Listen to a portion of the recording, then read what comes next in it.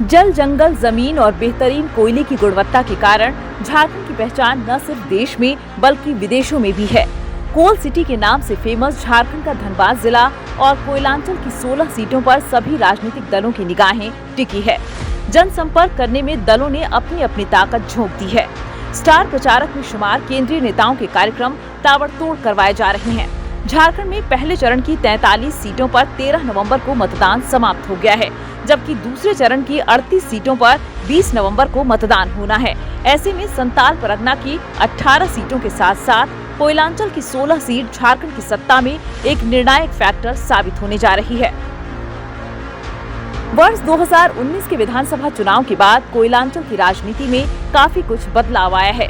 पूर्व मुख्यमंत्री और वर्तमान में झारखंड बीजेपी के प्रदेश अध्यक्ष बाबूलाल मरांडी की पार्टी झारखंड विकास मोर्चा का अस्तित्व ही खत्म हो गया है। 2019 के चुनाव समाप्ति के महज कुछ महीनों के बाद 17 फरवरी 2020 को बाबूलाल मरांडी की पार्टी जेवीएम का विलय भारतीय जनता पार्टी में हो गया था।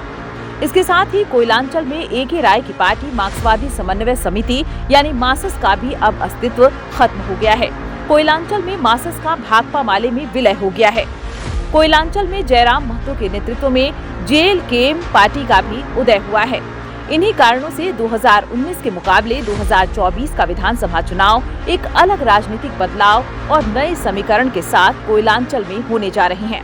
कोयलांचल की कुल 16 सीट 3 जिलों के अंतर्गत आती है, जिसमें बोकारो जिला, गिरिडीह जिला और धनबाद जिला शामिल है। चर्चित सीटों की बात की जाए तो गिरिडीह जिला अंतर्गत धनबाद सीट काफी चर्चा में है।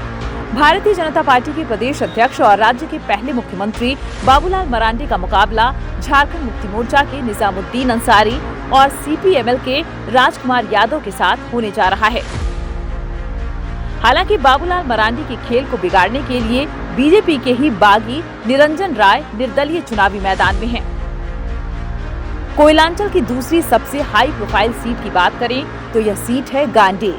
मुख्यमंत्री हेमंत सोरेन की पत्नी और झारखंड मुक्ति मोर्चा के विधायक सह प्रत्याशी कल्पना सोरेन गांडेय से चुनावी मैदान में हैं। उनके खिलाफ भारतीय जनता पार्टी ने मुनिया देवी को उम्मीदवार बनाया है। मुनिया देवी गिरिडीह की जिला परिषद की अध्यक्ष हैं। इसके साथ ही अन्य सीटों की बात की जाए तो दिवंगत टाइगर जगन्नाथ महतो की पत्नी और वर्तमान सरकार में कैबिनेट मंत्री बेबी देवी की राजनीतिक साख भी दांव पर लगी हुई है। डुमरी विधानसभा सीट से वो झारखंड मुक्ति मोर्चा की प्रत्याशी हैं। उनके खिलाफ NDA गठबंधन में शामिल आसू पार्टी ने यशोदा देवी को उतारा है। हालांकि इस सीट पर JLKM के प्रमुख जयराम महतो भी चुनावी मैदान में उतरे हैं। इस कारण यहाँ त्रिकोणीय मुकाबला देखने को मिल रहा है। इसके साथ ही अन्य सीटों की बात करें तो बेरमो से पूर्व मंत्री राजेंद्र प्रसाद सिंह की जगह उनके पुत्र और इंटक नेता कुमार जयमंगल उर्फ अनूप सिंह चुनाव लड़ रहे हैं। वर्तमान में अनूप सिंह विधायक हैं और कांग्रेस के प्रत्याशी हैं। उनके खिलाफ भारतीय जनता पार्टी ने रविंद्र पांडे को उम्मीदवार बनाया है। बेरमो अभी कोयलांचल की एक हॉट सीट में शुमार है। इसके साथ ही गिरिडीह के विधायक सह झारखंड मुक्ति मोर्चा के प्रत्याशी सुदेवी कुमार सोनू, बगोदर के विधायक सह CPI-ML के प्रत्याशी विनोद कुमार सिंह, जमुआ के विधायक केदार हाजरा, गोमिया के विधायक सह प्रत्याशी डॉक्टर लंबोदर महतो, चंदन कियारी के विधायक सह प्रत्याशी और नेता प्रतिपक्ष अमर कुमार बावरी, निरसा के विधायक अपर्णा सेन गुप्ता, धनबाद के विधायक राज सिन्हा, झरिया के विधायक पूर्णिमा नीरज सिंह, टुंडी के विधायक मथुरा प्रसाद महतो समेत कोयलांचल की 16 सीटों पर सभी की निगाहें टिकी हुई हैं। कोयलांचल के समीकरण को देखा जाए तो 2019 की 16 सीटों में NDA को 8 सीटों पर सफलता मिली थी। इतनी ही सीटों पर गठबंधन के उम्मीदवारों को भी जीत हासिल हुई थी। हालांकि इस बार का राजनीतिक समीकरण काफी बदला है। 2019 के विधानसभा चुनाव में कोयलांचल से जीतने वाले 5 विधायक 2024 के चुनाव में अलग अलग कारणों से चुनाव नहीं लड़ पा रहे हैं।